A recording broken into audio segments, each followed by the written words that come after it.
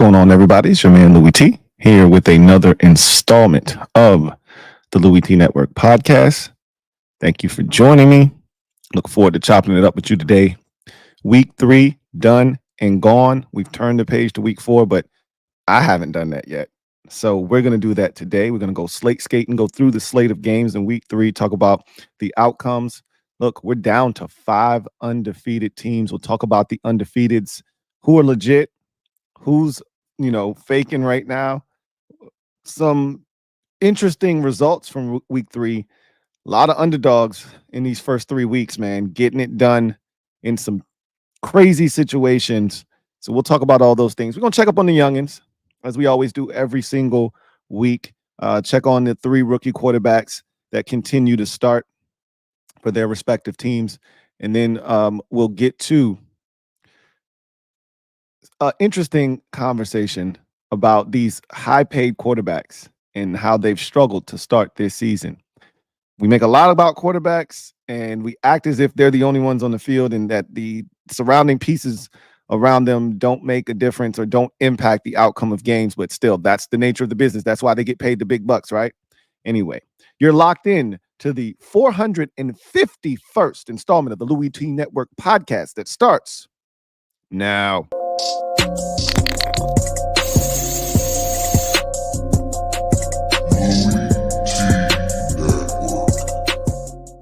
The Louie T Network is powered by MusicHead University. MusicHeads, classes in session.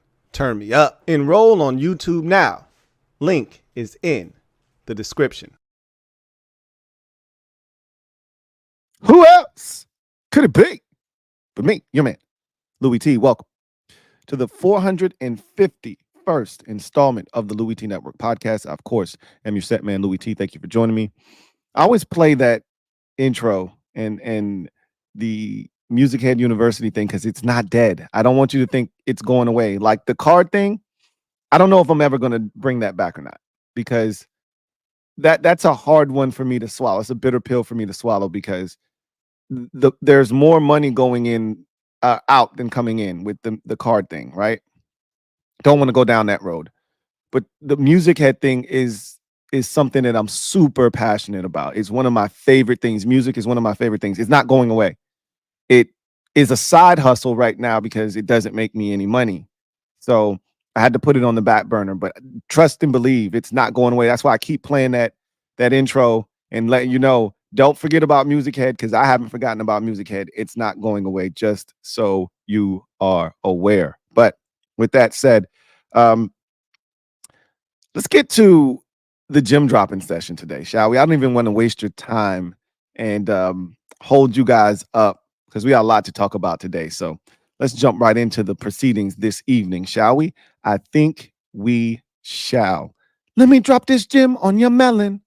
Open your mind. Let your conscience be free. You're now rolling with your man, Louie T double E. Let me open you up. Get you thinking a little bit.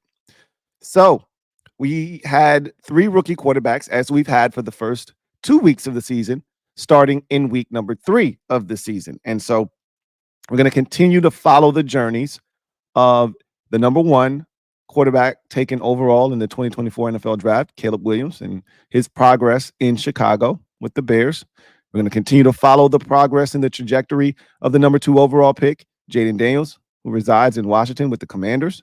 And we're going to also take a look at the number 12 overall pick, Bo Nix, who is starting for the Denver Broncos. Those 3 started week 1. We're going to continue to follow their journey. And when any other rookie quarterbacks are added into the mix, I think at some point Drake May will be added to that mix. We'll follow him as well. But for the time being, let's get to these quarterbacks. And we start with the number 1 overall pick, Caleb Williams. And boy, it was another rough day at the office for Caleb Williams. And this one was a little bit different because this one felt more like, okay, we're throwing this kid to the wolves. This one didn't feel like, hey, he's still a toddler.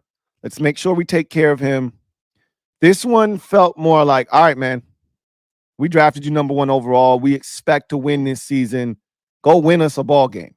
Now, it was good to see him finally throw a touchdown pass. And now Bo Nix is the only rookie to not have thrown a touchdown pass. After 2 weeks of football, there were no touchdown passes thrown by any of these rookie quarterbacks. Now, after week 3, there's 4 touchdown passes thrown by these rookies combined, 2 of which were tossed by Caleb Williams. Unfortunately, it also came attached with 2 more interceptions. He threw his first 2 last week in a loss to the Houston Texans. He threw 2 more in this game in a loss, 21-16 to the Indianapolis Colts. So let's talk about his day and what was gleaned from it. So the first thing that jumps out at you is the amount of passing, the amount of attempts, the passing attempts in this game. Ridiculous, right? 33 of 52 was Caleb Williams. And this is what I meant by, hey, they're throwing him to the wolves. Like, hey, save us. We drafted you to save us. Save us. There's no way in a game in which I don't know if the Bears ever trailed by more than 13 points in this game. Let me double check that and see if they ever trailed by more than 13 in this game. No, they never trailed by more than 11. The biggest deficit in this game was 14-3, and that was in the second quarter, I believe, if I'm not mistaken. Might have been even in the third quarter. I think this might have been like a 7. Matter of fact, I think, yeah, that's a 14. It's a 7-0 game at halftime, and they almost completed a Hail Mary. I don't know if you guys saw that, but Caleb Williams throws that thing into the end zone. It gets batted back to the 1-yard line, caught by DJ Moore, and he gets tackled by 2 Colts defenders at the 1. It was crazy. This is a 7-0 game at halftime. The Colts are up, and this man throws the ball 52 times in this game. Unbelievable, right? Shades of Joe Burrow in his rookie season in a game against the Cleveland Browns on a Monday night where he threw it, I want to say 35 times in the first half and ultimately threw it like 53 or 57 times. I think it was 60, as a matter of fact, times in that game against the Cleveland Browns. It just makes you go, like, what are we doing here? Again, Caleb was beat up. He was sacked. How many times was he sacked in this game? Probably like 4 times. I'd have to. 4 sacks. He was sacked 4 times in this game. So, and probably hit another 4 or 5 times in this game.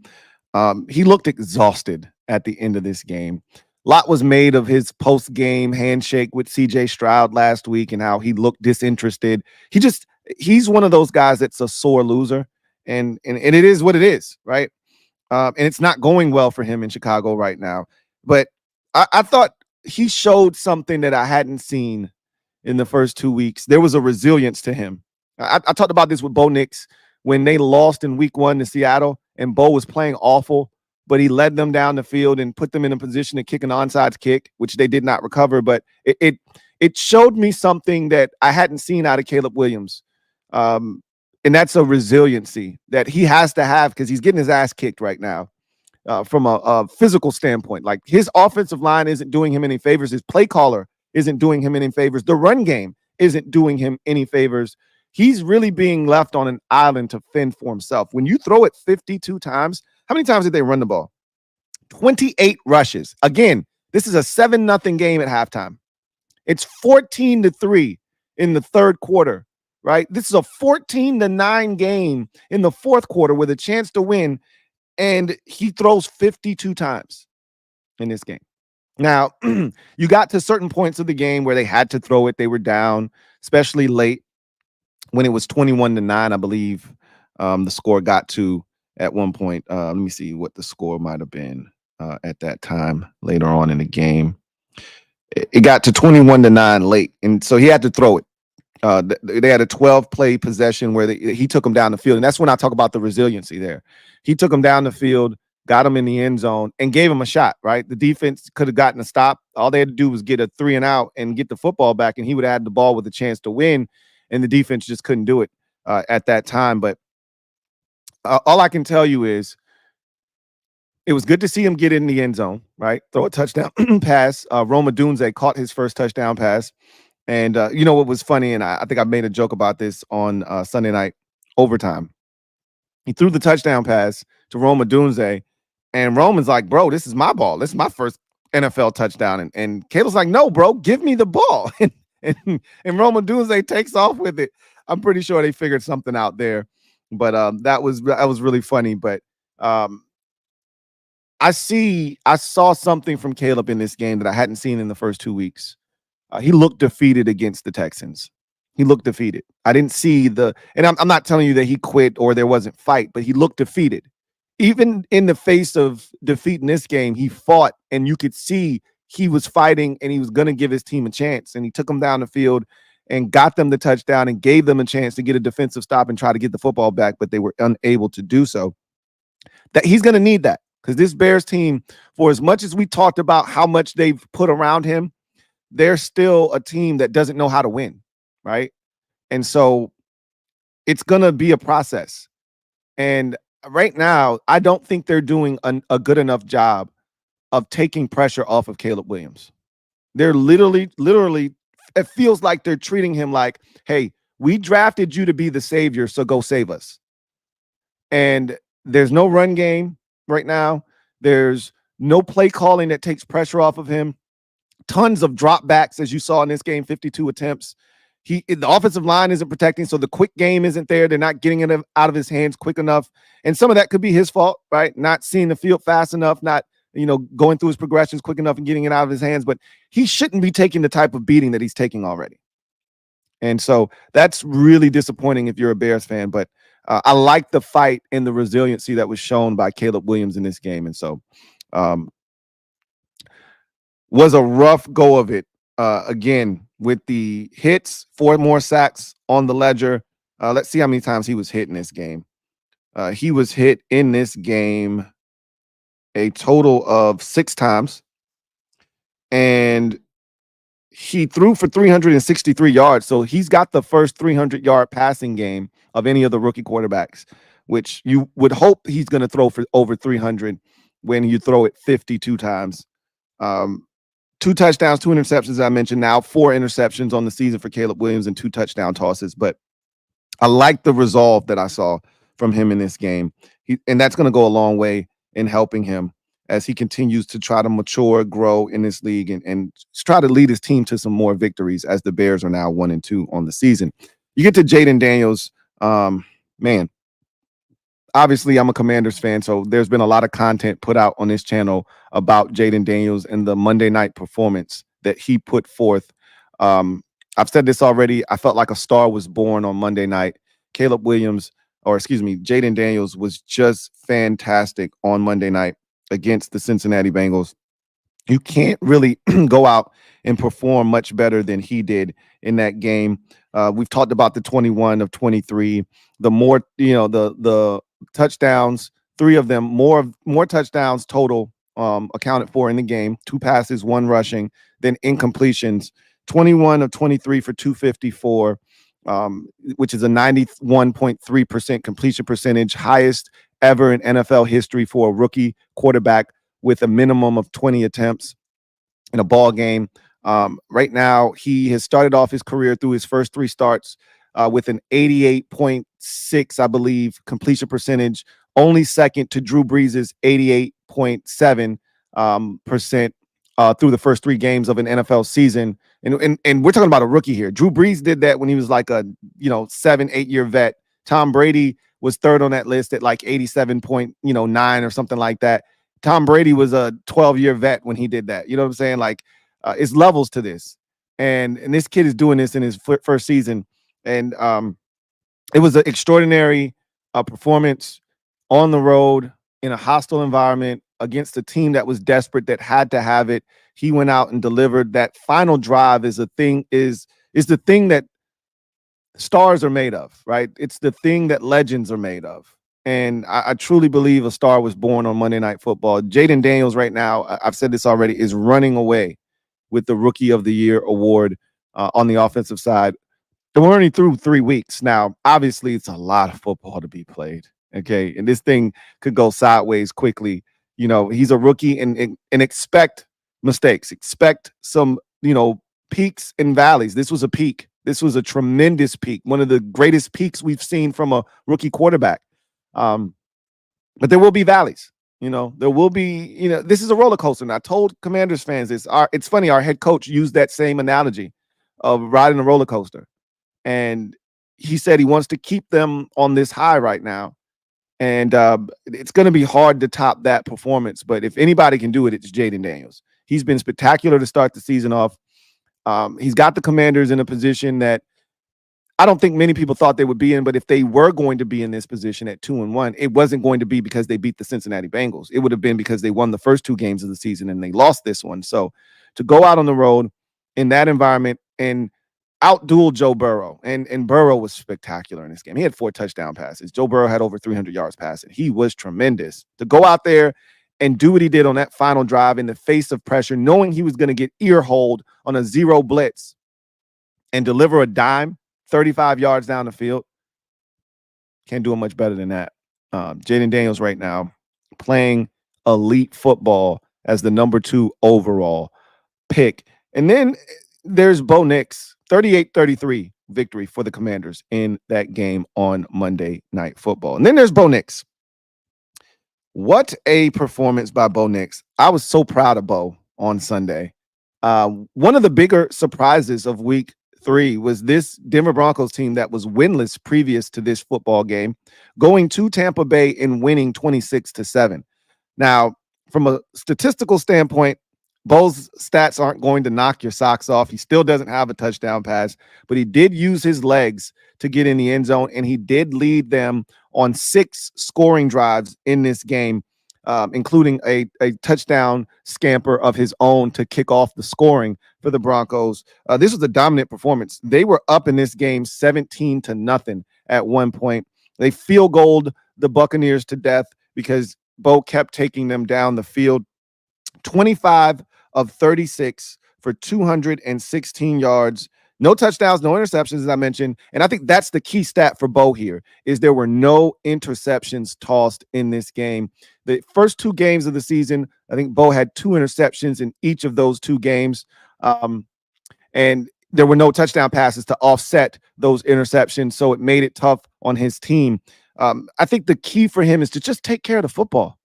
You know, and I talked about this in the preseason. When we watched him against Indianapolis in the preseason, I said, I need to see Bo Nix use his legs. A lot of people forget that Bo Nix came into college football when he was at Auburn as an athlete. Bo was using his legs more than his arm when he was at Auburn. He went to Oregon and he didn't have to use his legs because the ball was coming out quick. Guys were running wide open in the Pac-12, and he was having his way as a passer, which is why he set a college football record for the highest completion percentage in a single season at like 74% and some change, because he didn't have to do anything other than just distribute the football. Now he's in a different level where his legs are going to be one of his biggest assets. Until he figures it out from a passing standpoint and is comfortable with what he's seeing, he's got to use his legs more. And I thought he did that in this game, and it allowed him to not turn out. I will say this, Bo still did some questionable shit in this game. If you watched, he had 2 passes that should have been picked off, easily could have been picked off, and he had a fumble. Now, I don't know. I'm going to give him the benefit of the doubt here. In the red zone, he had a bad fumble. But there was also offsides on the play, and if he knew it was offsides, then I'll excuse it. And I'm gonna give him the benefit of the doubt. I'm gonna give him a pass and say he knew that there was offsides and he could do some tomfoolery. But if he didn't know and he just did that stupid shit, then he's still got a long ways to go in terms of protecting the football, especially when you got a chance to get points. They were already in the red zone. But the penalty negated the fumble, so he was fine. So he didn't turn it over on the day, which was huge for him because in the first 2 games, that was his bugaboo. And this was by far and away his most accurate performance as well, 25 of 36. This is what I envisioned him being when they drafted him, like a Drew Brees type, right? A distributor, a guy that can be extremely accurate, get the ball out of his hands quickly. They finally got the football to Courtland Sutton. Sometimes when you got these young quarterbacks, they have to get acclimated to their surroundings and then realize who the alpha is and then feed that guy, right? So we saw the same thing with Terry McLaurin in Washington with Jaden Daniels. Took them 3 weeks to get Terry McLaurin the football, but boy, did they ever in a massive way in week 3. Same could be said for Courtland Sutton in this game. 7 catches, 68 yards. Doesn't sound like much, but this is a guy that wasn't getting targeted at all through the first 2 weeks. 11 targets in this game. So again, and a lot of these were early targets, getting him in the rhythm of the game And if you feed Cortland Sutton, good things normally happen for the Denver Broncos. As I mentioned, Bo Nix also had the rushing touchdown. He had 9 rushes for 47 yards, including a touchdown run in this game. So when he uses his legs, he's way more effective to me. And that puts stress on the opposing team's defense, and it's going to open up opportunities for him when he can do that, get outside the pocket. There were boots and things of that nature. I love when they change the address and the location of his delivery. And so I thought it was a good job of Sean Payton simplifying things for him, making it easy, leaning on the run game as well. They ran the football 25 times. They only threw it 28 times or 36 times in this game. So took a lot of pressure off of him, and understand that when you can mix in the run and get to the short, quick passing game, it takes pressure off of your offensive line, and it simplifies things for your quarterback. He doesn't have to sit back there and think as much. And so I thought it was a beautiful game plan, and they went in there and they shocked the Buccaneers. They were playing great football. They were on an emotional high coming off of a big win at Detroit, and they thought that shit was sweet, and they were going to just show up, and the Broncos were going to lay down and give them their 3rd consecutive victory to start this season off. And they had another thing coming. And I'll tell you something else about Denver, and we'll go back to this game briefly, but this is a good Broncos defense. The first 2 weeks, they didn't lose those games because of the defense. They lost those games because of the offense, right? They easily could have beaten Seattle if Bo Nix hadn't turned it over twice in that game, right?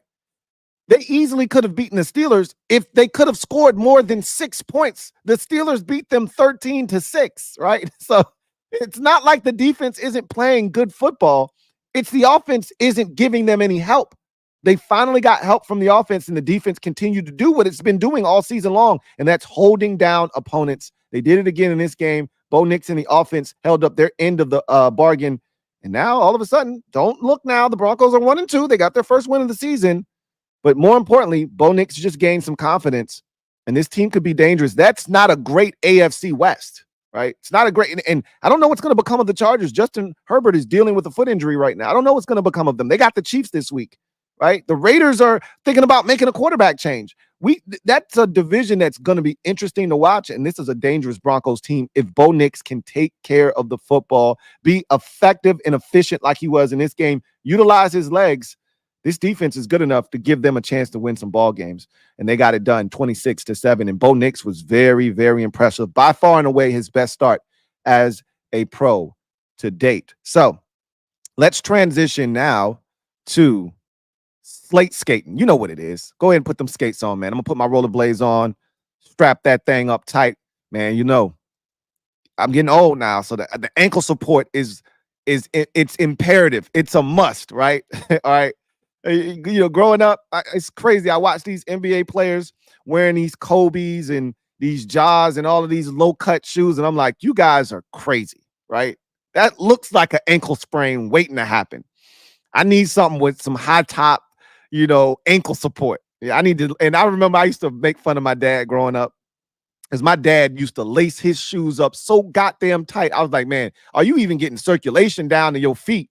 Your shits are so tight. And I used to make fun of them. Now, you know, I don't lace my shits up that goddamn tight, you know. And when I'm trying to style and profile, my shits are still usually pretty loose. But let me be going out to play basketball or something, which I haven't done in a very long time. But let me be going somewhere, and I know I need ankle. Man, I'm gonna tie them bitches tight as I can get them, all the way to the tippy top too. Hey, that's what I'm doing with these rollerblades. These shits are tight at the top, right? You ready to get it? Let's go through week number 3 in the National Football League. Let's go slate skating. So let's start with that. The Chargers and the Steelers, 2 undefeated teams. One of 2 games featuring 2 undefeated teams doing battle. And this was an interesting game because it went exactly the way that I thought it was going to go. And it sucked that Justin Herbert got injured in this game, but I don't think they were going to win this game anyway. And it was funny. Me and my dad were going back and forth because Boss Man picked the Chargers. I picked the Steelers, and I kept telling them the Steelers are going to win this game. And it was trending in that direction before the Herbert injury, but that kind of solidified it. And you know what else that did, him getting injured? I didn't know Taylor Heineke was in Los Angeles. I thought they still had one of these Easton Stick, you know, backup quarterback bums where I was like, you got no shot. Then I seen Heineke. I forgot they traded for him right before the season started with Atlanta. And I said, oh, shit, you still got a shot in this game. You got Heineke. You got a shot, right? So they weren't dead. But this is about Justin Fields, man. The Steelers win this game 20-10. They're now 3-0, one of the 5 undefeated teams left in the National Football League. I'm so happy for Justin Fields. He's playing so well. And the beauty of it is, unlike in Chicago, where he was tasked, same shit they're doing to Caleb Williams right now, where he was tasked with being the savior, right? We're going to put this shit all on you, figure it out. In Pittsburgh, they're like, no, we don't need you to save anything. Just come in here, manage the game. Don't turn the shit over, right? Don't turn it over, and we'll have a shot to win. Now, he did have an interception, and one that got batted in the air and picked off for his first interception of the season. But he continues to be efficient as a passer, 25 of 32 for 245. Continues to make, and there were some lasers he threw over the middle of the field, especially to Calvin Austin on one of those touchdown passes, when you go, wow, that was a laser shot right into some zone coverage. I think he had 2 of them. One was maybe against man, the other was against zone, or both might have been against zone coverage, where he just zinged it in there, and Austin took off to the races. He's really getting comfortable. You can tell. And if you're the Steelers, you can't bench this guy. He's got to be your starter moving forward. And me and Boss were talking, and he said, if it ain't broke, don't fix it. I couldn't agree more. Because they're running the football. They're not having the type of success you would like to see them have on the ground, running the football. But it's enough of a run game to take pressure off of Fields. And then you couple that with him, dotting those little short passes to keep them on schedule. And then the threat of his legs just always takes it another, notch up. And then, this defense isn't going to give up a bunch of points. We've seen that through the first 3 weeks. 10 points they gave up in week 1 against Atlanta, 6 points they gave up in week 2 against Denver, 10 points they gave up in week 3 against the Chargers. They're not going to give up a bunch of points. They've given up 26 points through 3 games. I've got to believe that's the lowest amount of points given up across the league of any team defensively this season. 26 points. My Commanders are good for 26 points given up in a half if you allow them to have enough possessions defensively. So what they're doing defensively is going to give them a chance to win every week if you're getting this kind of competent play at the quarterback position. And right now, Justin Fields is delivering. And I know Bears fans who wanted Fields to stay are saying, see, this is what it could have been, right? Because they're starting the process over. And look, we'll see what Caleb ends up being. It's too early to do that and play that game. But there were fans that wanted Fields. And I can tell by the body language of some of those players, most notably DJ Moore, that they wanted Fields. And he's really playing well for the Steelers right now. Big win for them as they continue to really get after it defensively. They had 5 sacks in this game, did the Steelers. Now, they did lose Alex Highsmith to an injury. Hopefully, he is not injured seriously, and he'll be back sooner rather than later. But they continue to get after the quarterback. 7 quarterback hits, 5 of them sacks. They also had a bunch of tackles for losses in this game, 7 of them. They're just an active defense that's flying around. Patrick Queen led them in tackles in this game. Money well spent there. As Mike Tomlin said, when they got him, it was a double whammy. We not only strengthened our team, we weakened one of our biggest rivals. And so this is a really good defense in Pittsburgh right now, and they're being aided by a very effective and efficient offense in the Pittsburgh Steelers with Justin Fields at the helm. Meanwhile, with the Chargers, real quick, tough loss. Bigger question here is the health of Justin Herbert moving forward. He was dealing with plantar fasciitis in the offseason, right? And during the preseason. And this was a non-contact injury that took him out of this game. He handed the ball off and started limping and couldn't put weight on his foot for a little bit. So that's scary, right? And we'll see. And he did not return. Taylor Heineke had to finish this game. And so that's the real question is and this is another question I have too.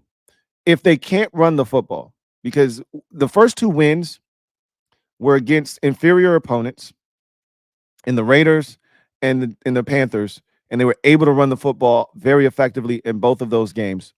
And it took pressure off of, and I don't think you necessarily need to take pressure off of, Justin Herbert, but it's a far cry from what they used to ask Herbert to do, which was, hey, save us, throw it 48 times, complete 40 of them, throw it 38 times, complete 30 of them, throw for 330 and 4 touchdowns and no interceptions, and outscore the opponent 36-33, please.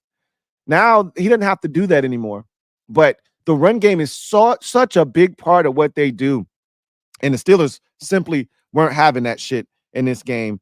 And when you look at the way that they're set up right now, if they can't run it, 20 carries, 61 yards, that's almost 3 yards a pop. If you can't run the football and that's what you're built to do, is there a recourse? And I wanted to see if Herbert was capable of taking over this game, because they couldn't run the ball. It wasn't happening today on Sunday. Could he take over the game? And he never got the chance to because he got hurt. So that was the unfortunate part. But I don't know, in the way that they want to run things with Jim Harbaugh and bringing in Greg Roman as your coordinator, I don't know if there's a such thing as the pass game taking over, right? They're going to be interesting to watch, because if they can't run it, they look like a team that's kind of in a box right now. They got to run it to win. And if they can't run it, they're in trouble, because I don't love their weapons, but that's the second game in a row QJ has had a touchdown reception. So he's trending in the right direction. But J.K. Dobbins had gotten off to this torrid start. He was slowed down considerably, 15 carries, 44 yards. Only one loss on the season for the Chargers, their first. But now there are more questions than answers as they head into week 4 at 2-1. Vikings-Texans featured the other game featuring two 2-0 teams. And this one was a surprise. I watched this game with my dad and my sisters, and we were all shocked at how this game went down. This was a total ass kicking by the Minnesota Vikings. And I don't think we question whether the Vikings are legitimate anymore. The real question is, can Sam Darnold stay healthy for 17 games? Because if he can, playing the way that he's playing right now, and this is the beauty of what Sam Darnold is doing in Minnesota. And I told you this shit is feeling real 2016-ish with Case Keenum. Did I not tell you that? This shit is feeling real Case Keenum-ish in 2016. And similar to that season, the defense was extraordinary. Sam doesn't have to be perfect. He can throw his little one interception, right? He can throw his one little pick and throw 2 touchdown passes, because the defense is dominant. They're playing that kind of football right now in Minnesota. Sam Darnold threw 4 touchdown passes in this game. Are you effing kidding me? 17-28 for 181 and 4 touchdown passes for Sam Darnold. Aaron Jones, first 100-yard game as a Minnesota Viking, 19 carries, 102 yards. So they had it going on the ground. They had it going through the air. Justin Jefferson is being fed the football.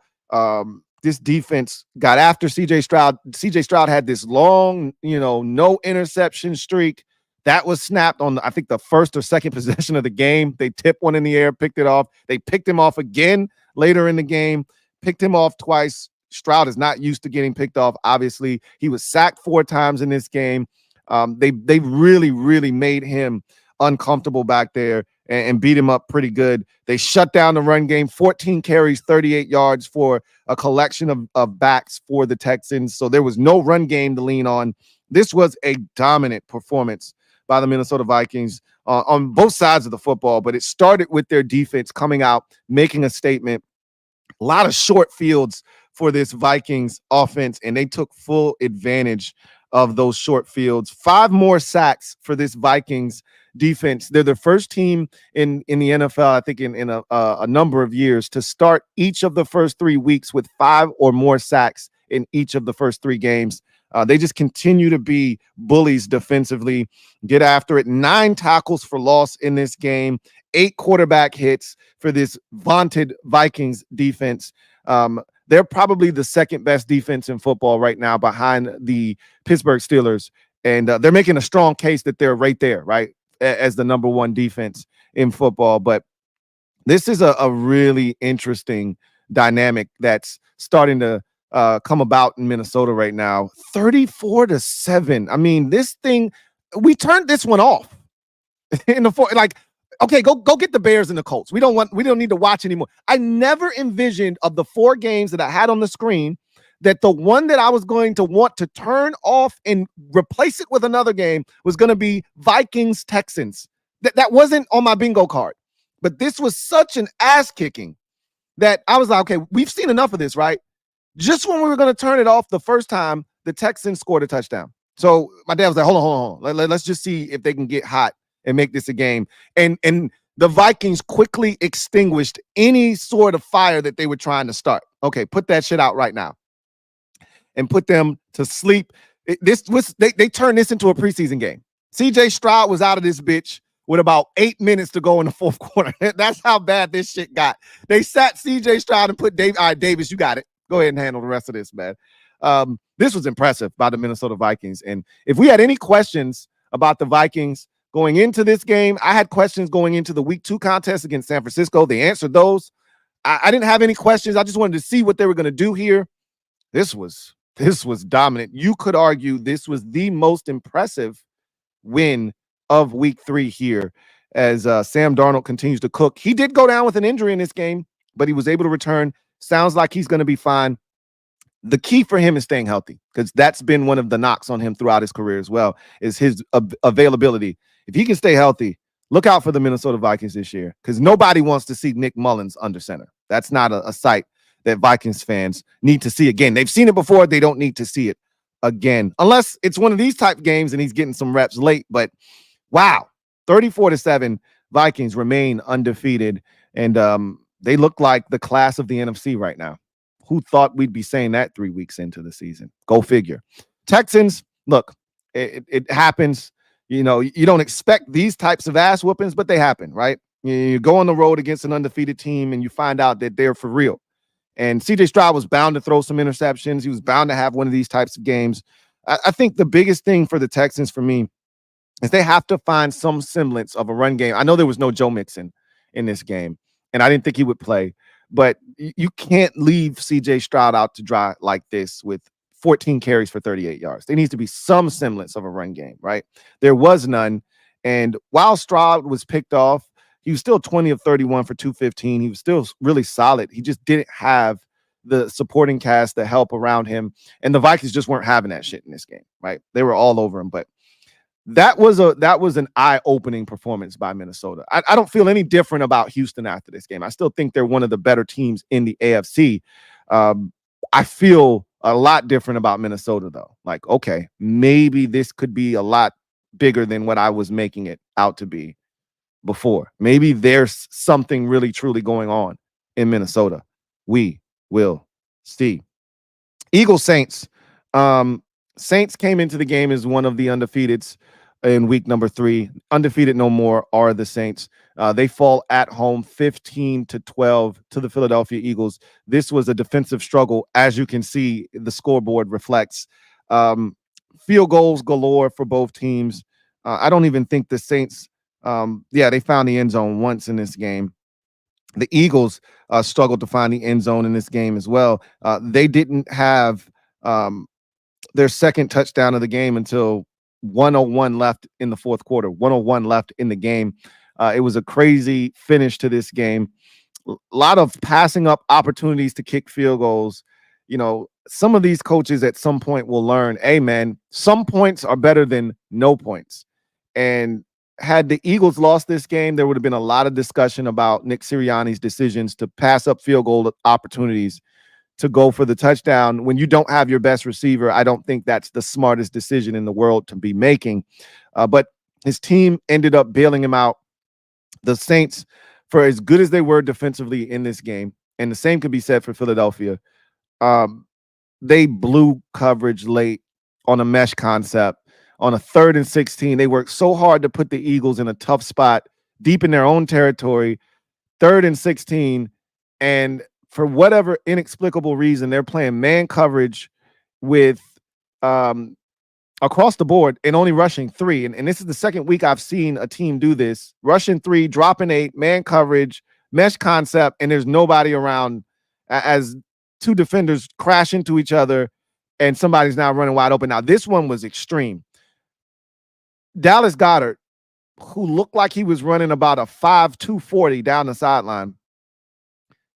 There was no Saint around this man as he jaunted down the sideline for 68 yards on 3rd and 16 with the game on the line. Unbelievable. A 7-yard shallow cross turns into a 68-yard gain, sets the Eagles up, first and goal from about the 6 or 7, and they ultimately get the ball into the end zone and go for 2 and get that as well.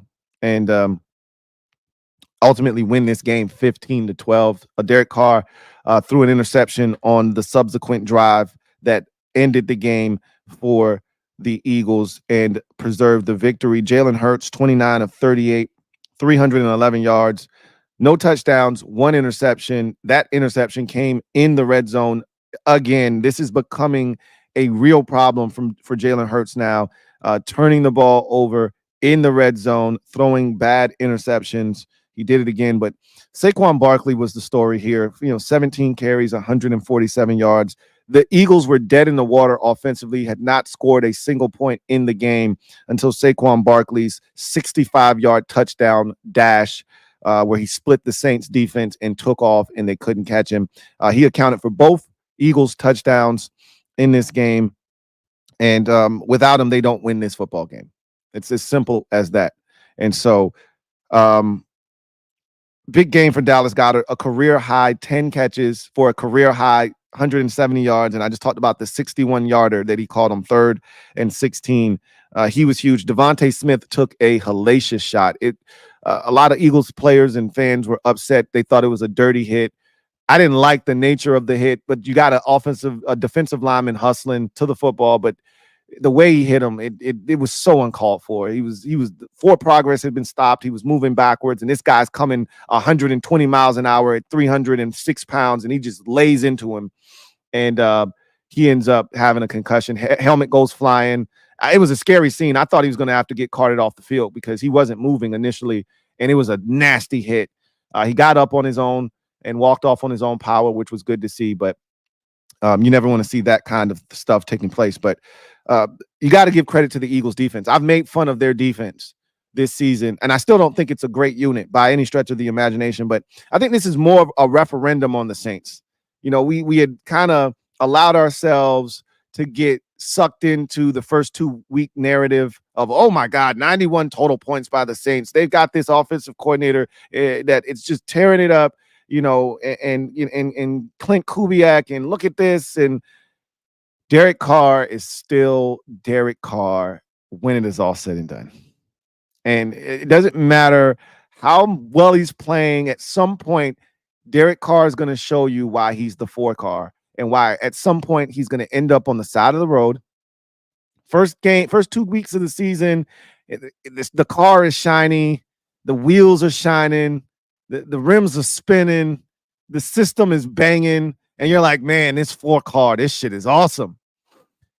But we all know, okay, eventually he's on 4 flats, a couple of dents on the side. The system isn't banging anymore. It starts, it sounds like shit's rattling around in the car. And you're like, yeah, that's the 4 car we know. He wasn't good in this game.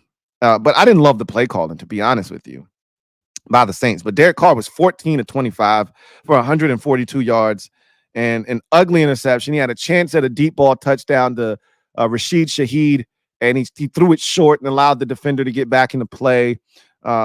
He looked like Derek Carr. He looked like the Derek Carr we've come to know and love. Alvin Kamara was held in check after having some really good starts to the season. 26 carries, 87 yards. I thought they ran it too damn much.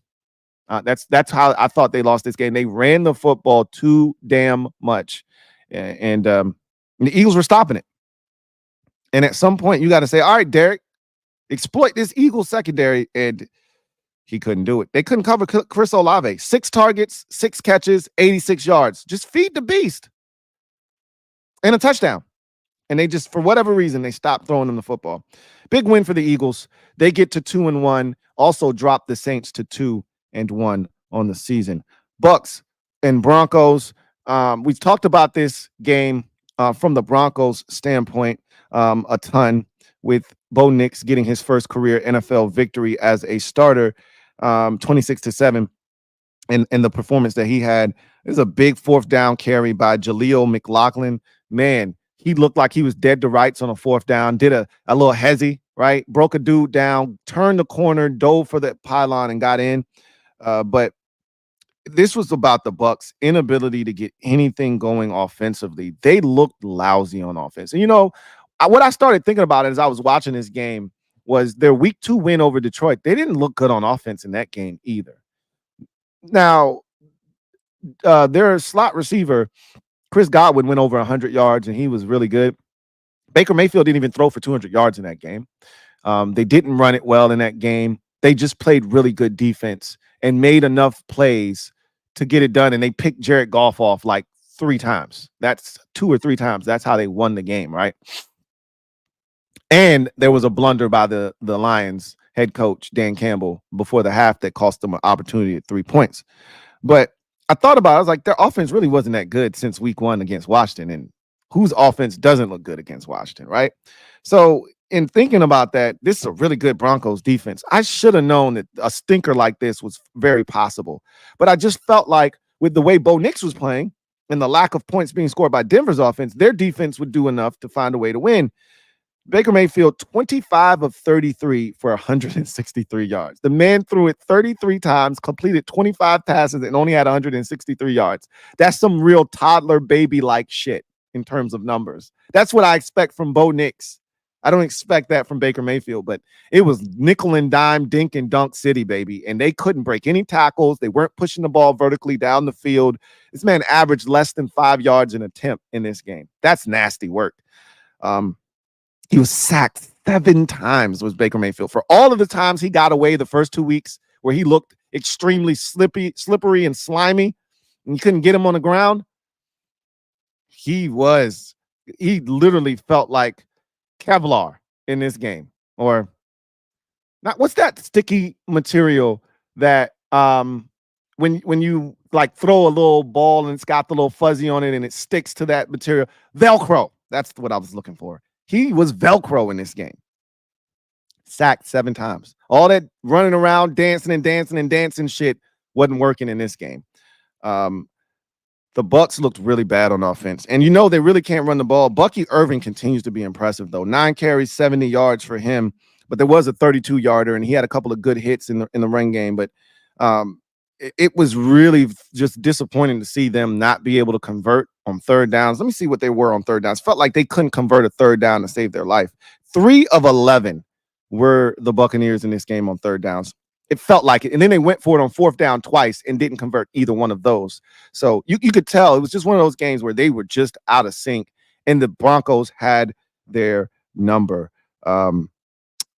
Bucs are no longer undefeated. They're 2-1. Broncos get their first win. They're 1-2, and that's an impressive win. And now I've got my eyes on the Broncos. And if you're the Bucs, now you got the Eagles coming to town. They're feeling confident. They got some injuries, right? They could come into Tampa banged up. Lane Johnson didn't practice today. Devontae Smith didn't practice today. A.J. Brown didn't practice today. Now we'll see what happens as the week progresses. But if they show up a wounded bird, you better take their ass out to pasture. You don't win that game with all of those injuries. I'm looking at the Bucs a totally different way. We'll see what happens. Packers, Titans. How about Malik Willis? What you talking about, Willis? How about Malik Willis going back to the scene of the crime and executing some sweet justice? Revenge is a dish best served ice cold, and Malik Willis was cold-blooded. How about Malik Willis, 13 of 19 for 202, a touchdown, no interceptions, 6 carries, 73 yards, and another touchdown. Malik Willis almost accounting for 300 yards by himself in this game, out having some fun, running around and blessing the team that drafted him, but really never truly gave him a chance to be the guy. Now, he said he was not ready for the opportunity when he was in Tennessee, so there is that. But I know it had to feel good to go back there and stick it to them and send the Titans to 0-3 with his second consecutive win as a starter in Green Bay, 30-14 Willis was efficient like he's been the first 2 weeks, or the last 2 weeks rather. He didn't turn it over, which is big, right? That was the thing. They don't turn it over. Just give us a shot. He hasn't turned it over. When he's not comfortable with what he's seeing, he tucks it and he runs. Those legs are electric, by the way. He can move. He can scoot. And this was a big running game. Emmanuel Wilson, 12 for 50. Josh Jacobs, 14 for 43. Jaden Reed, 2 for 19. And then Willis is 6 for 73. That's almost 200 yards rushing. So you were able to take pressure off of Willis. He only threw it 19 times by running the football, keeping him in a manageable situation. And he did the rest. There was a screen pass he threw that went for a touchdown. He had a beautiful throw to Christian Watson to start the game off. That really gave him some confidence. A great throw early on in this game. And from there, he kind of just took off and had himself a whale of a day. I know this is one he'll never forget. Going on the road back to the place where you were drafted and giving them a big middle finger. I saw the post-game game ball speech that was given as head coach Matt LaFleur gave Malik Willis the game ball. It was a pretty cool moment. He deserves it, man. That was awesome to watch. And so the Packers are playing good football, man. The Packers are playing good football. They're getting after it defensively. 8 sacks of Will Levis in this game. I mean, 12 quarterback hits. Well, Will Levis looks like a deer in headlights right now. He's not playing the quarterback position the way that they envisioned when this season kicked off. 26 of 34 for 260, which is not bad, right?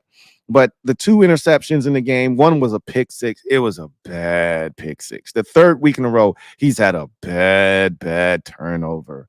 My goodness. 2 touchdowns, 2 interceptions, and sacked 8 times. Ouch. The run game is just not giving the energy that I thought it was. After week 1, where they were running the ball on that Bears defense, I figured, okay, they're going to have a semblance of a run game. They're going to take pressure off of Will Levis. That's not happening right now. 6 carries, 14 yards for Tony Pollard. 3 carries, 12 yards for Will Levis. 2 carries, 7 yards for Tajay Spears. 11 total carries for 33 yards in this game. But they did get behind in their defense. They got behind rather quickly, especially with the pick 6. And it probably made them feel like they needed to throw the football a little bit more. But the Titans right now, I'm going to be honest with you. They're not a terrible team, and they could be better than what they are, but they feel like they're going to be one of the worst teams in football. They feel like they're going to be one of the worst teams in football. We'll see if it continues, but ouch. Meanwhile, the Packers are finding a way. I mean, I feel like this is one of the best coaching jobs we've seen in this young season, with Matt LaFleur taking Malik Willis and going on the road last week, winning at home against Indy last week and then going on the road this week to Tennessee and getting it done as Jordan Love continues to mend. Packers are now 2-1. Titans drop to 0-3. Giants, Browns. Man, the Browns stink. I wish I had more for you, but the Browns stink. 21-15, the Giants win this game. I just knew that the Browns were going to roll these boys in this game. Literally, the opening kickoff, the Giants fumble. The very next snap, Deshaun Watson throws a touchdown pass to Amari Cooper. When the ball's in the sky and your QB needs a guy, it's somebody. And it's 7-0, 11 seconds into the game. I'm like, oh my God, the Giants are so ass. This is going to be a rout. The Browns didn't score again until when? We got to be talking like 8 minutes left in the fourth quarter. Let me check and see when they scored their next points. They scored their next touchdown with 11 minutes to go in the fourth quarter. So you scored the first 11 seconds of the game, and you don't score again until the 11:33 mark of the fourth quarter. Are you kidding me? I mean, the Browns are so awful. Deshaun Watson stinks, man. That offensive line was banged up in this game, but they were giving up pressures before he was, getting sacked. 8 sacks in the game for the Giants defense. Deshaun Watson was 21 of 37 for 196 yards, 2 touchdowns, no interceptions. The big story here for the Browns, they just continue to not be able to run the ball. They can't survive without a run game. Deshaun Watson he's not that guy anymore. He can't carry a team throwing a football. Man, does he stink right now. Let's talk about the Giants. Enough about the Browns. They're 1-2 right now. So are the Giants, getting their first win of the season. Daniel Jones played well again. 2 games in a row. 24 of 34, 236, 2 touchdowns, no interceptions. Only sacked twice in this game. And the key is the no interceptions. He did not turn it over. He didn't fumble. He didn't do anything stupid. I think he did fumble, actually. But he got it back. So he didn't do anything dumb. Right now, the Giants are still bad. Like Devin Singletary fumbled again 2 weeks in a row. They had the opening kickoff fumble, led to a touchdown. They honestly should have blown the Browns out in this game. They had every opportunity to run away and hide. The Browns wanted no parts of a win here. And the Giants are like, we really don't want to win either. But I mean, if you're gonna give it to us, fine, we'll take it, right? Malik Neighbors is really good. Like this is apparent. 8 catches, 78 yards on 12 targets, 2 of them touchdowns. This guy just continues to impress and plays really well. And the Giants have a semblance of a run game. It's not great, but it's not terrible, and it takes pressure off of Daniel Jones. So the Giants go in there, and this was a dominant defensive performance by them. The 8 sacks.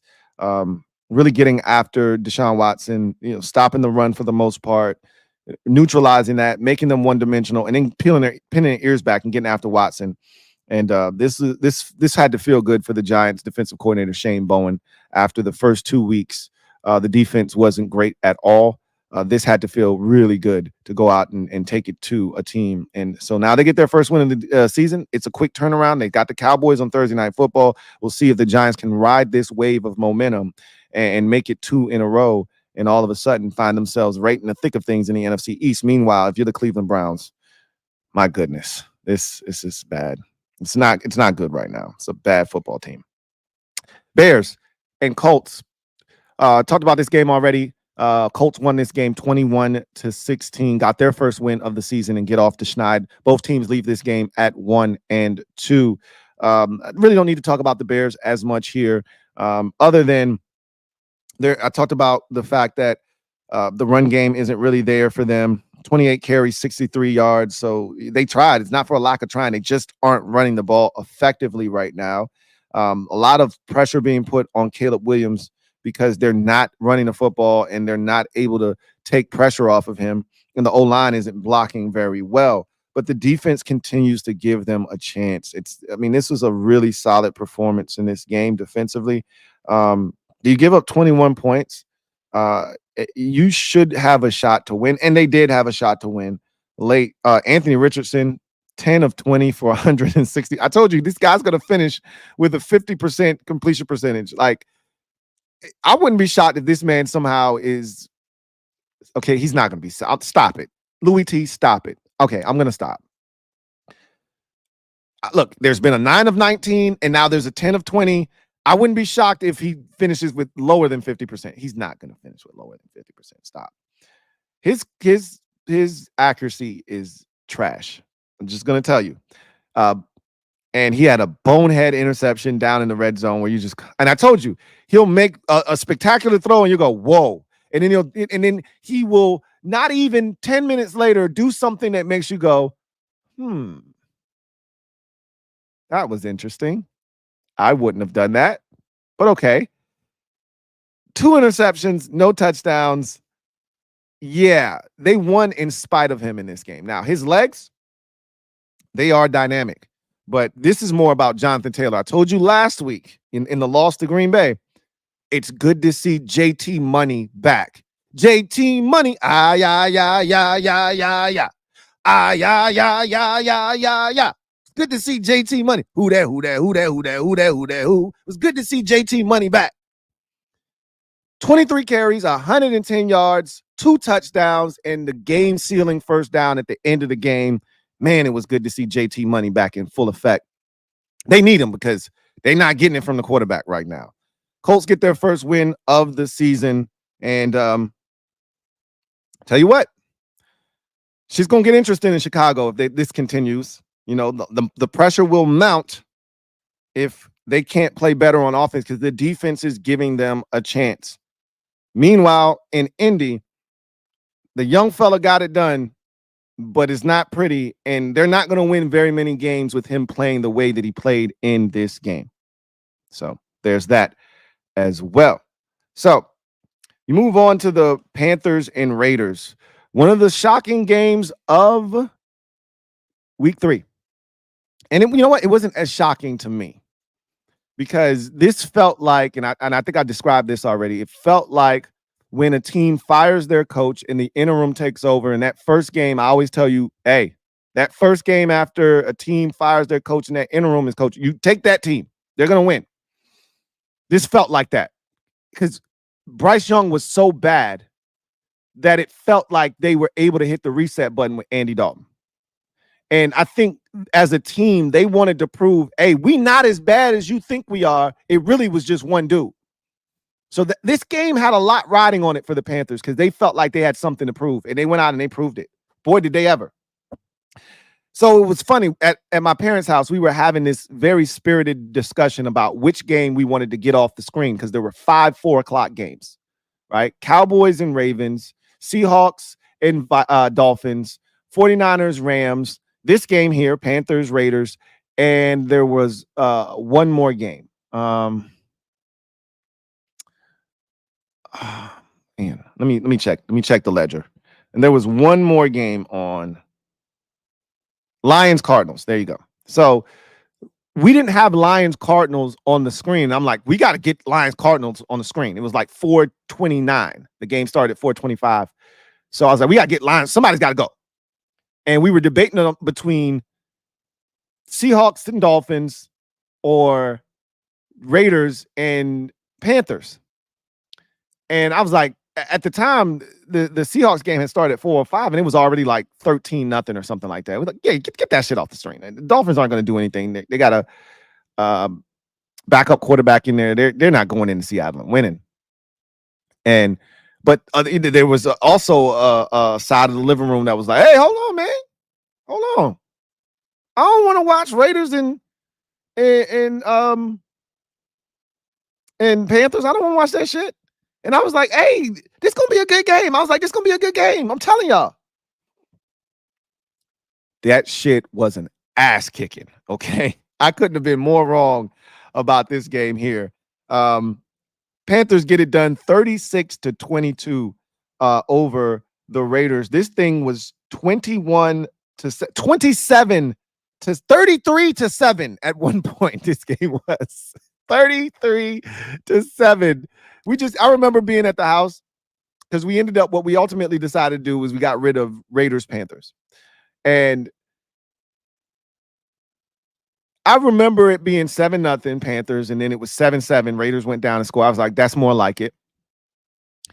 And then it went 14, and then it went 21, and then it went 24, and then it went 27, and then it went 33. And then it was like, what the fuck is going on in this game? And I knew Andy Dalton was going to play well. And I knew that they were going to play better because they had a competent veteran quarterback coming in, taking snaps, and he was going to give them a chance offensively. What I didn't account for was that the Raiders' defense and offense was going to go to shit in this game. Andy Dalton did what I thought he was going to do, which was come in and play the kind of football that you expect from like a 14-year veteran. The Red Rifle, 26 of 37, 319, 3 touchdowns, no interceptions. He was fan-effing-tastic. Chuba Hubbard, who I told you played well in week 2 against the Chargers, but had no help from Bryce Young, 21 carries, 114 yards for Chuba Hubbard. He's looked good to start this season off. Deontay Johnson was like, finally, I got somebody that can get me the ball. 8 catches, 122 yards, and a touchdown for Deontay Johnson. And so it was all good for the Panthers, man. They were feeling themselves. They got after Gardner Minshew, 3 sacks, 7 quarterback hits in the game, or 6 quarterback hits in the game, excuse me. They were able to pick off Gardner Minshew and do some really good things in this game. And so Defensively, they got after it, got some fourth down stops early in the game that gave them momentum, a great field position, et cetera, and they turned those opportunities into points. And they just kept pouring it on in the game. And I know a lot of Panthers fans are saying, see. And I'm going to reserve judgment on how good they can be because I don't think the Raiders are very good. And I think the Raiders got blitzed in this game. I don't think they knew what they were walking into. I think they thought they were getting the team that they got the last 2 weeks. But they should have known Andy Dalton was going to give them a spark. So now you go home if you're Carolina and you got the 0-3 Bengals coming into town. Who knows? Their season's pretty much on the line. I left them for dead on Monday night. But they could, like the Undertaker, resurrect, stick their hand up through the dirt, sit up, and say, hey, we ain't dead yet. But you're going to have to go to Carolina to win and do that. We'll see. Because they're desperate. And this is a chance for you to say, nah, you're really dead, bro. You're really dead. So if you're the Raiders, yikes. I mean, look, this is what happens when you go into the season with Gardner Minshew as your quarterback. I mean, you know who Gardner Minshew is, right? Like, this isn't a surprise. 18 of 28, 214, touchdown, interception. He's going to throw an interception every game almost, right? You know who he is. And Antonio Pierce was so pissed after the game. He was like, I don't know. We thinking about making a quarterback change. Aiden O'Connell came in, went 9 of 12, threw a touchdown pass, gave the offense a spark late when this thing was already decided. And so I don't know what they're going to do. But if you got two quarterbacks, you got no quarterback. And the Raiders know that. They know they're going to have to draft a quarterback next year. And they wanted to get one this year. You know, they wanted Jaden Daniels. They couldn't get him. So, and I think they would have taken Michael Penix Jr., but he didn't get to him either. That was one of the biggest surprises of the draft. They need somebody because the guy that's the future of the quarterback position isn't currently on their roster. I'll tell you that much right now. They dropped to 1-2. Carolina improves to 1-2. Without Bryce Young, they're 1-0. Dolphins Seahawks. I'll make this one short and sweet. This one was a terrible game to watch. The Dolphins have no shot without Tua Tagovailoa. There's a lack of respect that you show them without Tua right now, and they couldn't have given us a worse Monday night game coming up with the Dolphins and the Titans. No, but I'm so glad it's a doubleheader because the minute that 8:15 hits and Seahawks Lions hits the screen, I am going to be 100% focused on that game. The other game will be on. It will be background noise because that is going to be a terrible watch. I assure you of that. And it may end up being a close game. Every time I say a game's going to be a terrible watch and it ends up being a close game, doesn't mean it's a good game. It's just a close game, right? But somebody's got to win it. We'll see what happens there. But boy, the Dolphins stink. They lose this game 24-3. Seahawks improve to 3-0. And of the undefeateds, the Seahawks are the one that I'm looking with squinted eyes at. Like, I don't believe you. You need more people. We don't believe you. You need more people. You beat the Broncos in Bo Nix's first start. You beat the Patriots in overtime.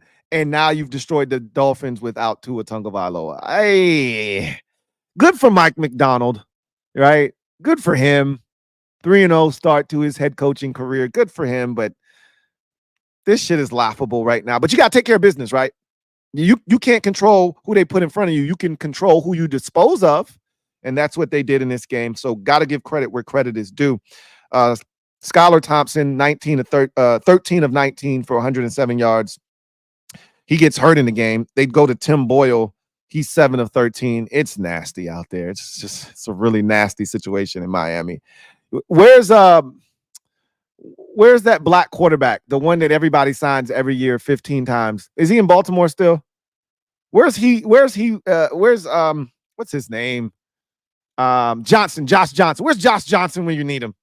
The Dolphins could sure use Josh Johnson. Trade for Josh Johnson, Miami. Trade for Josh Johnson. Give them a 6th or 7th round pick for Josh Johnson, and it'll give you a chance to be competitive at least. Golly, this is awful.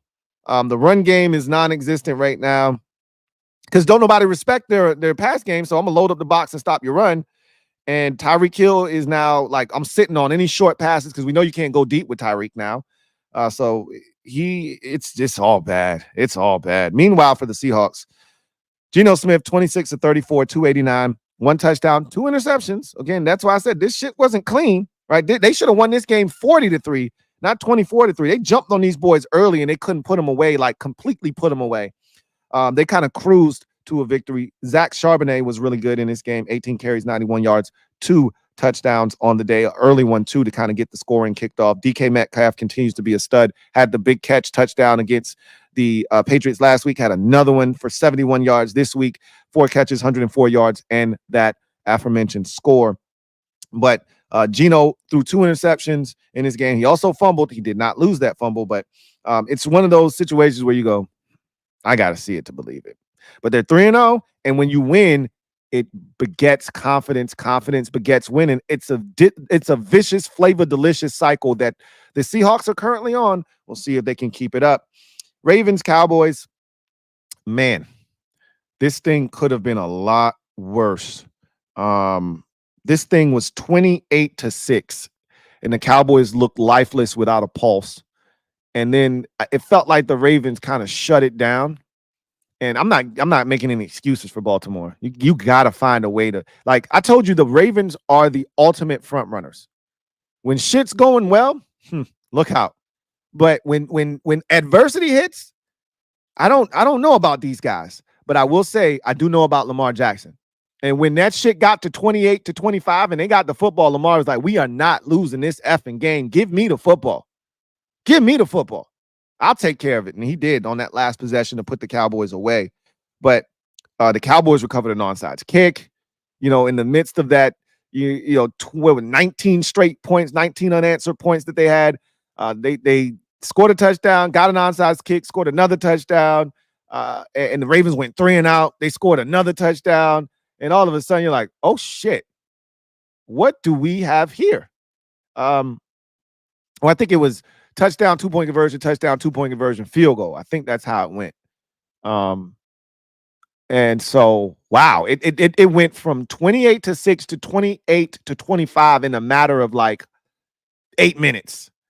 And I'm simultaneously watching the Rams do the exact same thing to the 49ers. And I'm like, is this shit really happening? Is this shit really happening? Are the Ravens about to drop to 0-3 in epic fashion? Because no one has more soul-crushing losses on the season than the Ravens do. Week 1, lose by a toe. Week 2, you blow a 10-point lead and give up 16 unanswered points in the fourth quarter to a 13-point lead, excuse me, and blow a 13-point lead in the fourth quarter to the Raiders. Or it wasn't 13 unanswered points in the fourth quarter, blow a 10-point lead. Whatever it was, we don't usually see them do that at home, no less. Were they going to lose in epic fashion for the 3rd consecutive week? Lamar Jackson said no. And Derrick Henry also said, hey, not on my watch. Derrick Henry, 151 yards on 25 carries and 2 touchdowns and another hellacious stiff arm to add to his collection. Man, when he's done, we could just put together a collage of stiff arms. Boy, it would be something epic and fierce. He put another one on the Cowboys rookie, Carson, the corner. Damn. Stiff arm that man out of his shoes. The Ravens ran for almost 300 yards, 274 yards. That's the biggest issue with the Cowboys right now. They can't stop the run. And the Ravens exploited it. Finally, good to see Derrick Henry have his coming out party for the Ravens. It felt like they weren't feeding him the ball enough. Lamar Jackson, 14 carries, 87 yards, and some big carries down the stretch to ice this game away. But they almost blew this game, did the Ravens. I mean, 12 of 15 for Lamar, throwing the football, 182 yards and 1 touchdown. He didn't really have to do much through the air because the ground game was working. But Dak Prescott, 28 of 51. Ew. 379. 2 touchdowns. No interceptions. So not all bad, but the run game continues to be an issue. 16 carries for 51 yards. They're just not an efficient rush team right now. And so there was a little bit of a spectacle on the sideline. CeeDee Lamb was in his feelings because he wasn't getting the football. He had a nasty fumble in this game in the red zone. So if anybody should be pissed off, it's your teammates for you fumbling the ball when you had a scoring opportunity. So, but he was upset. It showed his ass. That's what happens when you got these diva receivers. They don't act with class. They show their ass. And so he did that. He apologized after the game for showing his ass. And, it is what it is. That's kind of what you get with the Cowboys. They're a spectacle. They're a sight to behold, right? They're America's team, Jerry's boys. But they didn't make a valiant comeback. It was a hell of an effort. And they did put a scare into the Ravens, but the Ravens hold on for the victory, 28-25. Both teams are now 1-2. Ravens get their first win of the season. That's 2 consecutive losses for the Cowboys. Cowboys, quick turnaround. Thursday Night Football on the road at the Giants. Meanwhile, the Ravens also will be playing on primetime. Sunday Night Football, home hosting the 3-0 Buffalo Bills. What a game that will be. Lions and Cardinals, 20-13 is the final here. Cardinals win, get to 2-1 on the season. Meanwhile, the Cardinals drop to 1-2. The Cardinals had their chances in this game. My goodness, they had their chances in this game. You got to give credit to the Lions defensively. They made some stops. They picked off Kyler Murray. They got 4th down stops. You got to credit this Lions defense. Jared Goff had a really nice bounce back game. He still turned it over once, and you could argue the biggest play of the game is a play that didn't happen. The Lions snapped the ball before the 2-minute warning.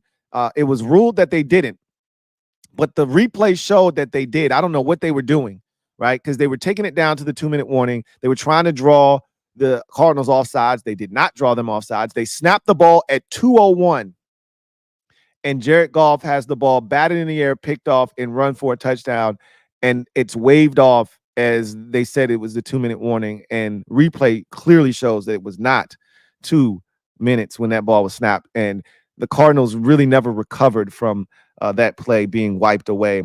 But Goff, 18 of 23, 199 yards, 2 touchdowns, 1 interception. But the real story here is the run game of the Lions, man. 23 carries, 105 yards for David Montgomery. Jahmyr Gibbs, 16 carries, 83 yards. They ran the football 43 times for 187 yards. It reminds me of week 1 against the Rams, where they, in overtime, won the toss, took the football, and rammed it down their throat, and won that football game. They can run the football, right? They're a physical team. They take on the demeanor of their head coach, Dan Campbell. And while it hasn't been explosive and dynamic like it was last year when they were scoring 30, it felt like almost every week. I don't think they've scored 30 this season to start this season off. 26 in overtime in week 1. Last week, 16 in a loss. This week, 20. It hasn't been, I told you, something's off with this offense. But boy, are they physical, and do they find ways to get it done? And that's what the good teams in this league do. And I always say that. And they got it done here. Defensively, as I mentioned, they were really good in this game. They sacked Kyler Murray once. They hit him 4 times, and they were able to kind of control the 3rd downs and the 4th downs. The Cardinals were 1 of 9 on 3rd down, 0 of 2 on 4th down, right? Like, it felt like the Lions were just dominant in that regard, and the numbers reflect that. They just couldn't sustain offense, and then Kyler started to get antsy and pressed. He threw a deep ball into double coverage. It got picked off, and so this just was a really good defensive performance with the run. This is how you win on the road in tough environments. You take the run game and some defense, you pack both of them, and you say, hey, let's go find a way to win. And the Lions did. If you're the Cardinals, it's another example of, hey, they're young. They got to figure it out. If they can't rely on Kyler Murray's athleticism, him running around, extending plays, making things happen, they're going to struggle, right? They didn't have the run game in this game because the Lions turned that faucet off. James Conner, 9 carries, 17 yards. Kyler Murray was their leading rusher, 5 carries, 45 yards. So if Kyler can't run around and make plays with his arm, because we know he can do it with his legs, and they can't run the football, they can be a stagnant offense, and they were in this game. And you got to credit Detroit for that as they move to 2-1 on the season.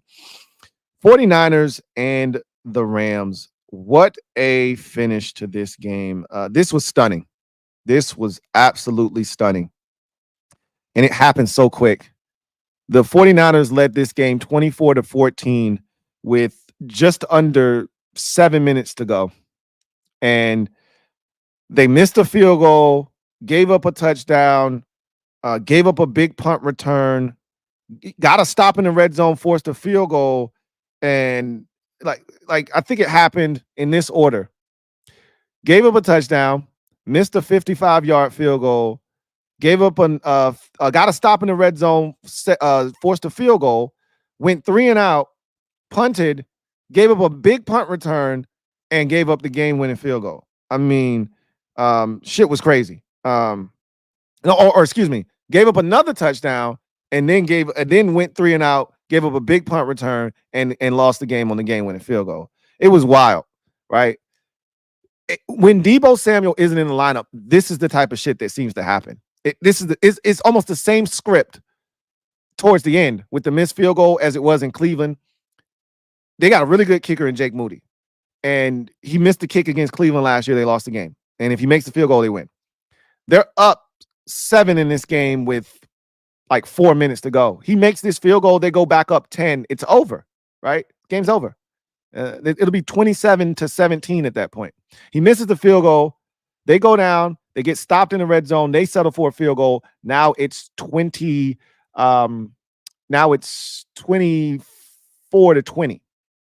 right? I believe it was 24-20 after that. He misses. No. It was 24 to 24 to let me go look at the play-by-play so I can give you the exact way that this went down because it was crazy, right? So it's 24-17. I was right about that. They got a stop in the red zone, did the 49ers defense, made it 24-17. They go down and get in the field goal range, 55-yard field goal. He misses the kick, which gives the Rams great field position, right? They take that field position, they score a touchdown. It's now 24-24. The 49ers get the football, they get one first down, and Jauan Jennings got the first down. He had a ridiculous game, a career game. We'll talk about that in a second. But then they can't extend the drive after that, and they got a punt. They punt the ball with about a minute left, right? You think this game's going to overtime, and they give up a massive punt return down the sideline, like 60 yards, sets them up in the field goal range, and they run a couple of plays, run the clock down, and kick a walk-off field goal and beat the 49ers. The 49ers were up 10 with less than 7 minutes to go in this ball game. They were up 10, and they blew it and lost. Gave up 13 points in less than 7 minutes. Unreal finish to this game.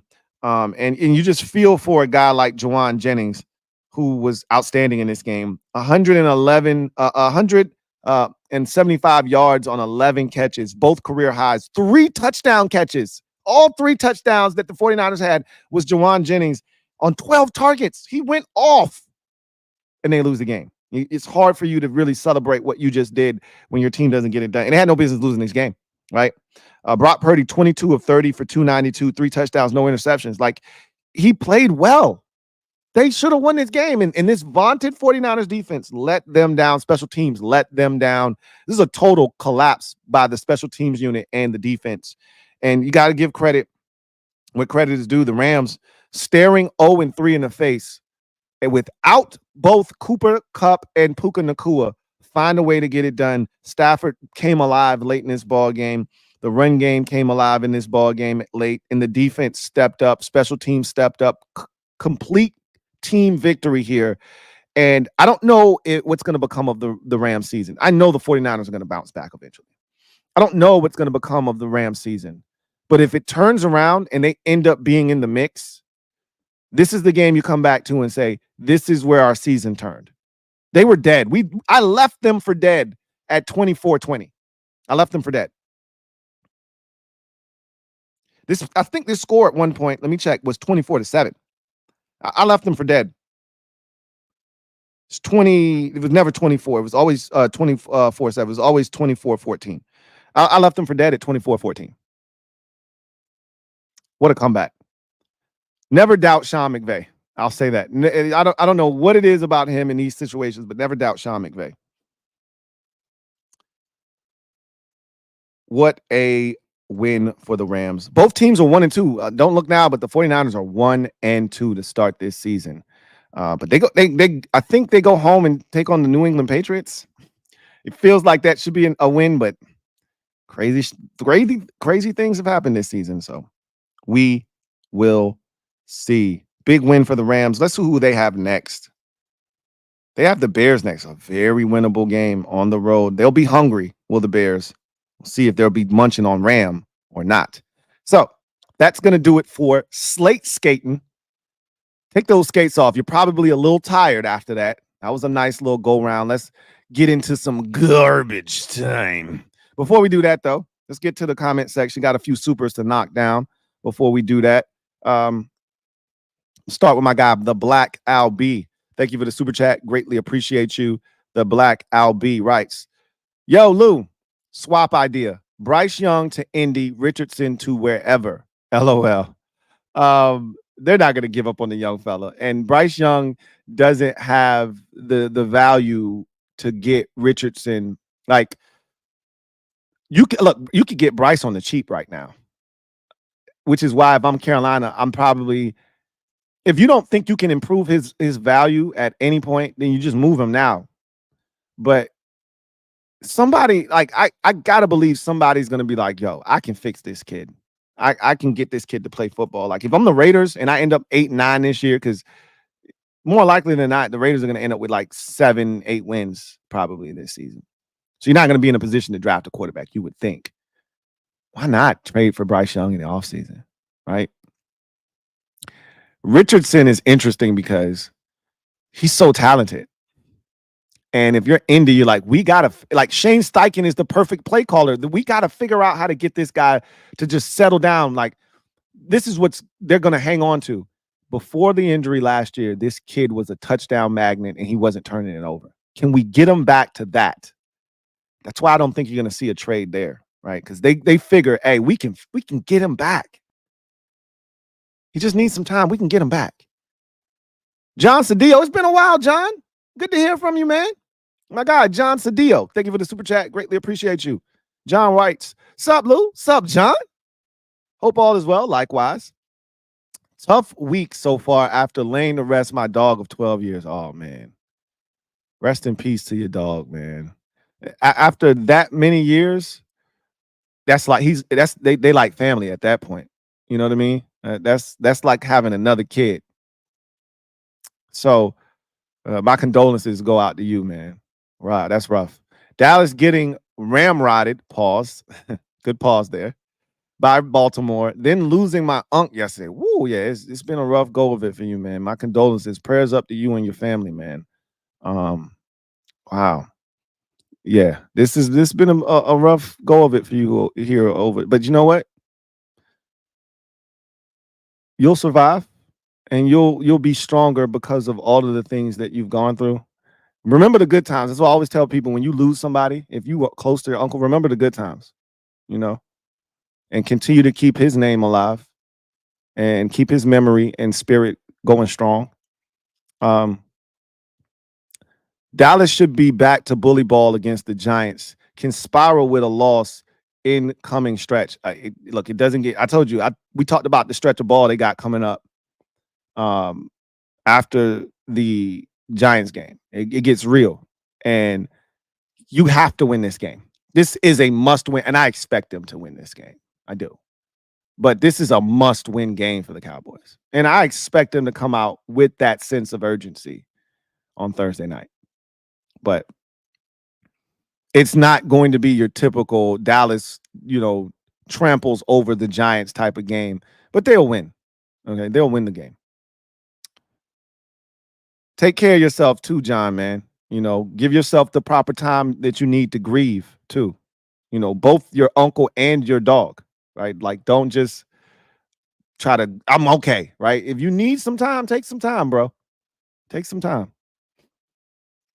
So, Rosario Satara Poleski, thank you for the super chat. Greatly appreciate you. Thank you for being a member of the MOBB. Who writes, hey, Louie, can you please ask LB on Super Friends to turn his mic input lower in future shows? I try to stay away. Like, his his mic is super loud. I know he drowns everyone out, and I don't like yelling into my mic because when I yell into my mic then becomes distorted. People keep telling me to turn my mic up. My mic is up, right? I don't want to turn it up to the point where it starts to distort.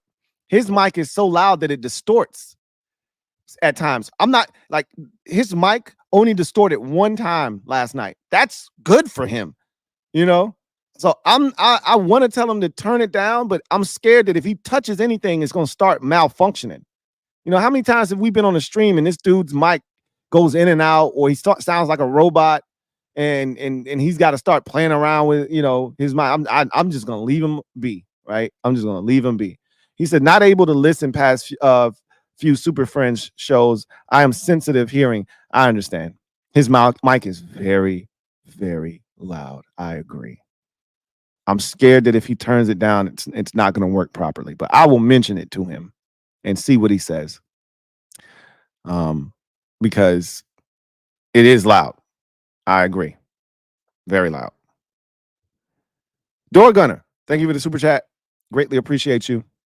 My guy, Door Gunner, thank you for being a member of the MOBB, who writes, trying not to eat all of my hurricane snacks. LOL. Where you at? You in Florida. That's right. I think you're in Florida. Hey, stay safe out there, man. You know what it is. All right. Stay safe out there.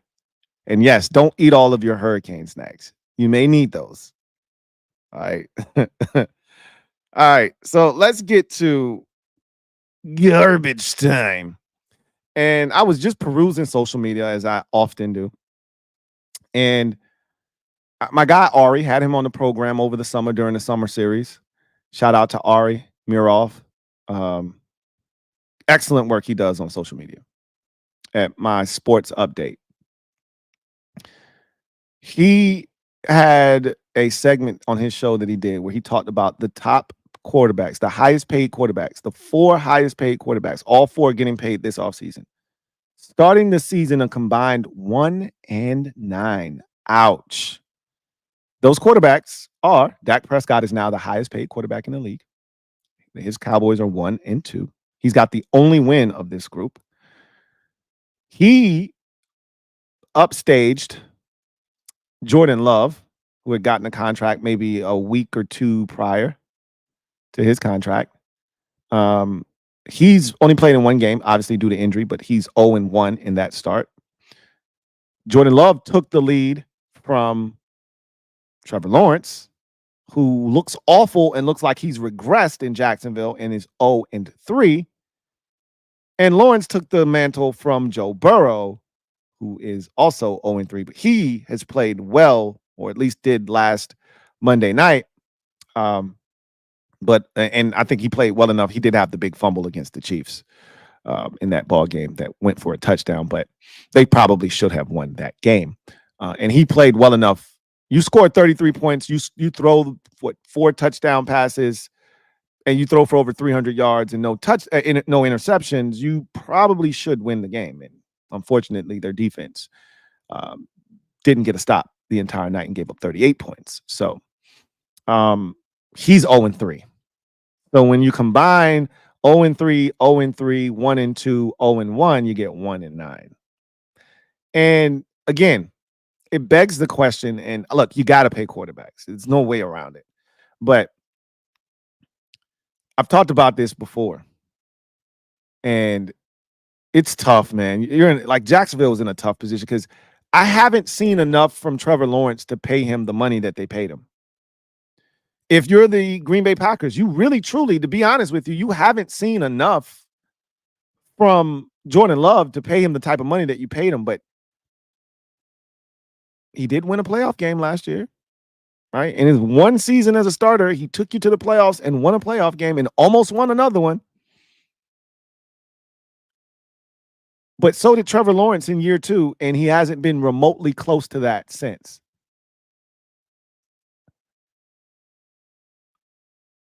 I don't know if there's anything that can be done in these situations when you're not sure, because you're always more. It's always more beneficial to get out in front of the curve when it comes to paying quarterbacks. As we saw with Dallas, it never is a smart idea to wait because the price only goes up. Today's price is not tomorrow's price. If you wait, because the price of the quarterback is only going to go up. But if you get in too soon, you could be like the Eagles were with Carson Wentz. Deshaun Watson's on a really nasty contract with the Browns right now. We'll see what happens with Trevor Lawrence, but he doesn't look like the Trevor Lawrence we saw 2 years ago that won a playoff game and come from behind fashion and almost went to Kansas City and won. He seems like, because even last year, people keep talking about, well, he hasn't been the same since that loss. No, they started the season off like 7-2 or 7-3 last year, and then he collapsed. And I just chalked it up to injuries. They're not good, and he's not good right now. He's not seeing the field well, and he's being pressured, and there's a lot fundamentally wrong in Jacksonville. Somebody asked me the other day if I could see anybody getting fired and who's the first coach, and I said, look, I don't think anybody's going to be fired during the season this year. But if there is someone, it's Doug Peterson. And as much as I like Doug as a coach, they look bad. That was embarrassing on Monday. And we never really talked about that game. You know, maybe we'll do it on tomorrow's show. But they gave up touchdowns on each of their first 6 possessions, 5 of which were touchdowns. That score was 33-3 at halftime. 33-3. They lost the game 47-10. Trevor Lawrence was awful.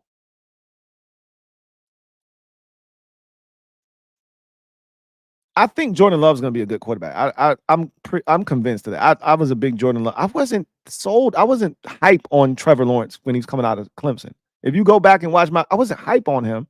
But I was like, you got to take him number 1 because while I'm not going to front. I was a Zach Wilson guy. But I was like, you can't pass on Trevor Lawrence. You have to take him. But I didn't love all the stuff that I saw at Clemson.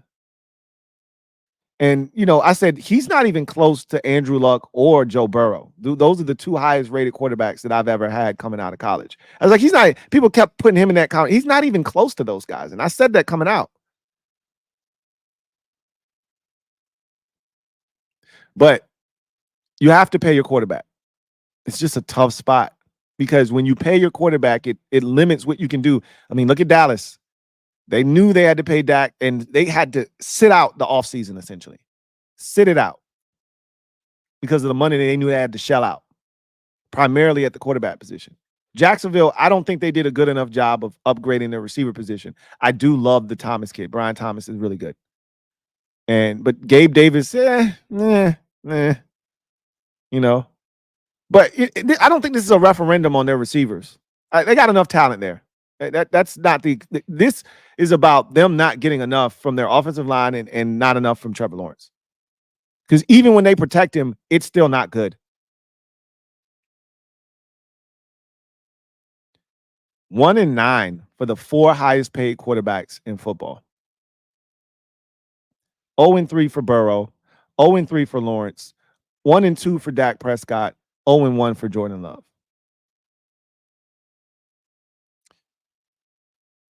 That is pretty interesting, if I may say so myself. That's going to do it for me, your man Louie T, here on this installment of the Louie T Network podcast. I look forward to chopping it up with you guys next time.